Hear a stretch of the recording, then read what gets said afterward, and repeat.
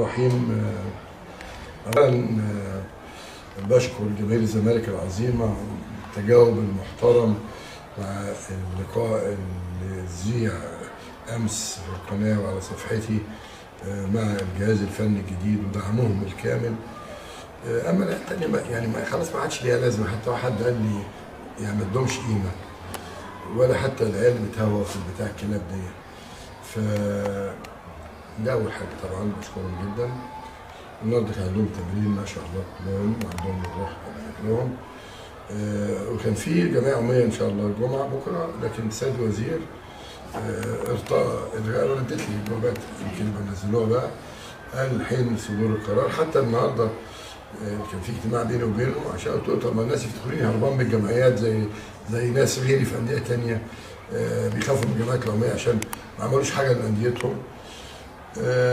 فهو طلع بيان بعته لكم دلوقتي. الوزاره اللي عملت بيان ان هي اللي طلبت التاجيل اللي بعد انتهاء من مناقشه قانون الرياضه في مجلس النواب.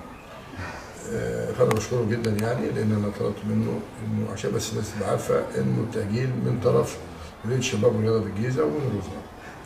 الموضوع الثاني اللي هو مسار في العالم كله، سبحان الله سبحان الله سبحان الله. الراجل اللي اسمه كان كده، الراجل ده انا ما جيتش على فكره، ما جيتش ناحيته اصلا. يعني انا نفسي بقول لك انا ابن شاديه انا اللي هو معتز مطر، انت هتفرقع مني عشان موضوع شاديه ده. 4 حاره سجن فرق من الشيخو، كانت لازم تفوت الاول على محمد عباس. بالمناسبه محمد عباس ده كان متجوز مدرسه وبنته اسمها شاديه برضه. قبل ما تطلع لعمك حسن مطر في الدور الخامس. انت طبعا تعبان جدا يا معفن. مرتضى منصور فضيحه في البتاع. طب يا ابني يا كلب يا ابن الكلب، لا ابوك كان كويس الله يرحمه. اولا امك اتمسكت كإرهابية من جوه النادي الأهلي في مدينة نصر عشان تلاقي علاقة بيك والتمويل والقرف اللي احنا فيه. أنت بتقول إن أنا فضحت وهددت الراجل. هات لي فيديو. مش أنت راجل يلا موقف لي شعرك كده زي البنات اللي مش عذريات. ما تجيب لي فيديو واحد ان انا هددت الراجل. ان انا بس طبعا الواد محمد ناصر التافه بتاع بني سويف دوت اللي كان معفن والله العظيم، كان بيلبس شيرز من ابو 7 جنيه دوت. لا تشوفوا البدل والكرافتات ويعمل كده. انت كان نفسك تبقى ممثل مش كده؟ برضه ايه اللي هذا؟ نفسي الواد محمد ناصر، هو انت كان نفسك تطلع ممثل يالا؟ وكده وتعمل لي بوس كده وبوس كده. خلاص انت مثلت فيلم ولا 2 وطلعت فاشل. لو انت راجل تعالى قول نص الكلام اللي انا بقوله في بلدي، نصه هنا. انما انت مش راجل، لا انت ولا معتز ولا الواد زوبع. يلا على ابوكم كلكم. يا ابني انا مصري والتاني انجليزي. يعني انا ما عملتش راجل حاجه ومع ذلك انتم عمالين تقولوا شوفوا فضيحه. يعني انتوا قاعدين في بريطانيا بتقبضوا من اصلا من السفاره البريطانيه والمخابرات البريطانيه. ده كنت ناسي دي، معلش انا كنت ناسي دي. حتى الواد الكلب ابن الكلب علاء صادق قاعد في انجلترا دلوقتي. افتكرت. بس خلي بالك انجلترا دي اللي انت عملت، اللي الراجل ما عملتلوش حاجه، كانت محتله بلدك من سنه 1882 وجلاء ما تمش الا في 18 يونيو 54. واحد ما عملتلوش حاجه، عمال تروج اشاعات ضد ابن بلدك. بس انت مش انا مش ابن بلدك، انا سيدك يا كلب انت ولا مؤاخذه يعني عامل فيكوا حاجات. يا نهار ابيض، ده انا معاكوا عديت المثاليه. المثاليه اللي انتوا فيها انتوا عديتوها خلاص.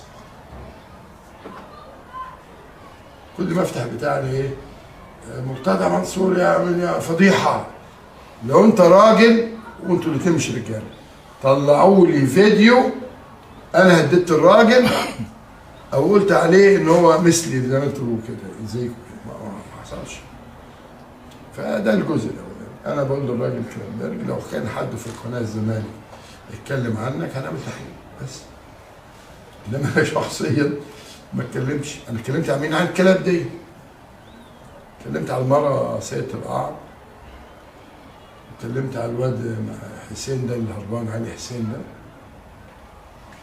واتكلمت عن الواد زوبع والواد محمد ناصر، واتكلمت على الواد زفت المعتز مطر والكلب ابن الكلب على عصام ده اتكلمت عنه.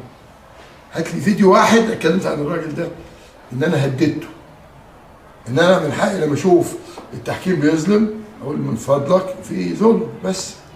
ده الجزء الاولاني. الجزء الثاني كل التحيه والاحترام والتقدير للمستشار محمد عبد الصالح. فيك ما حدش كلمني، انما الاحترام والتقدير لانه استقال، لانه عرف مقام القاضي. قاضي في برج العالي ما ينزلش ابدا، ما يشتغلش حتى لو كان متطوع زي ما عامل بيان. اوعى، ده انت مساعد اول وزير عدل او مساعد وزير عدل. الصور مع محمود الخطيب تجبرك انك ما تبقاش في المكان ده. وانا بقول لك تاني من فضل حضرتك، انت في مكان شعبي، شكوى ضد لاعب هربان قليل الادب واطي، حضرتك هتديله عقوبه جمهور الاهلي هيشتمك.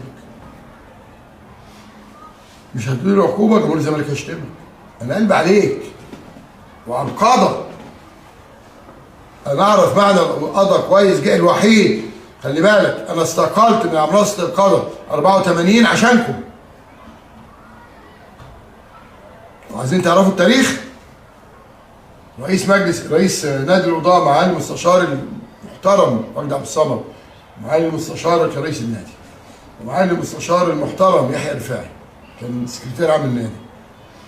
لما شافوا الفيلم وطلبوني قلت لهم ما حدش كلمني، ده انا اللي بتهز على المنصه، ما حدش كلمني. حكمت على عادل امام بسنه، ويوسف شاهين، والراجل اللي قام بدور القاضي كان اسمه حمدي، ورافض الميل اللي هو المخرج، وكان الاخ يسر الهاتمي اللي هو كان بتاع الفيديوهات فيديو فيلم. لان انا اللي المنصه متهزق واستقلت من على المنصه لما هانوا القضاء. وجه قاضي بعد كده اسمه عبد الرحمن فهمي، ما اعرفش فين دلوقتي، راح مديهم كلهم براءه. انما ريحت ضميري، لا في محامي سبانخ ولا في قاضي بيتهرب من الضرايب. هو الفيلم كان كده. دايما بقول عندك قاضي منحرف يتكلم عن المنحرف، وعندي صلاحيه ومجالس تاديب وسجن، في قضاه بالسجن سبعه، يعني رشوه عقوبه المرتشي العادي 5 بيدوا القاضي 7. اتكلم عن القاضي المنحرف، اوعى تتكلم عن القاضي. القاضي ده حاجه انت بتمثل ربنا في الارض. القاضي هو بيمثل، مش انا اللي بقول. ولما اتقال العدل اساس الملك، ما اتقالش الرحمه، ما اتقالش الخير، ما اتقالش اي حاجه. العدل اللي انت بتمثله في الارض. وانا قلت لمحمد مرسي في عز جبروته لما قال لي ادبه على علي بن نمر رئيس المحكمه وتطاول عليه، قلت له اصغر قاضي في مصر اعلى مقام منك يا محمد يا مرسي.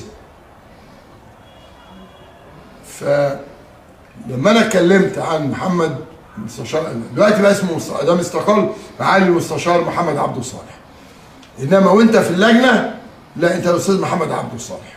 هو حقي لانك انت اللي حطيت نفسك في الموقف دوت. خليك القاضي الشامخ اللي الناس بتبص لك.